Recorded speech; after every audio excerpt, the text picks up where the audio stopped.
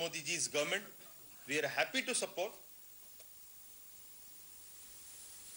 বিশ্ববঙ্গ শিল্প সম্মেলনে রাজ্যে শিল্প বিনিয়োগের যে দাবি করা হচ্ছে তা বিভ্রান্তিমূলক। প্রাক্তন শিল্পমন্ত্রী, বর্তমান শিল্পমন্ত্রী এবং মুখ্যমন্ত্রী বিনিয়োগের যে খতিয়ান দিচ্ছেন তা এক এক সময় এক এক রকম বলে দাবি করলেন কংগ্রেস নেতা মানস ভূঁইয়া। আজ কলকাতায় যুব কংগ্রেসের ডাকে এক পদযাত্রায় অংশ নিয়ে তিনি কথা বলেন। রাজ্যে সারদা কাণ্ডে যুক্ত বড় মাথাদের গ্রেপ্তারের দাবি, বিদ্যুৎ মাশুল এবং নিত্য প্রয়োজনীয় জিনিসপত্রের মূল্য বৃদ্ধির প্রতিবাদে যুব কংগ্রেসের ডাকে এই মিছিল হয়। পদযাত্রাটি মৌলালির বিধান ভবন থেকে ধর্মতলায় গিয়ে শেষ হয়।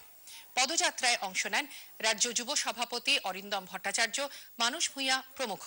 মানসবাবু বলেন, রাজ্যের জমি নীতি স্পষ্ট নয়, কংগ্রেস নীতি প্রকাশের দাবি জানাচ্ছে।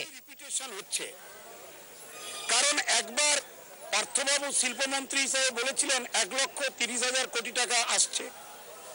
পরবর্তী পর্যায়ে ডক্টর অমিত মিত্র বললেন 78,000 কোটি টাকা আসছে। গতকাল ঘোষণা হয়েছে 93,000 কোটি টাকা আসছে।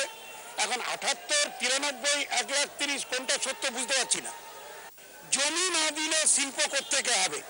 আমি তাই কংগ্রেসের পক্ষ থেকে জানতে চাই, এই রাজ্যের জমি নীতি, ভূমি নীতি, শিল্পের ক্ষেত্রে উদারীকরণের কোনো সুযোগ শিল্পের আছে কিনা। গোর্খা জনমুক্তি মোর্চা আজ দার্জিলিং পাহাড় জুড়ে মহকুমা খাদ্য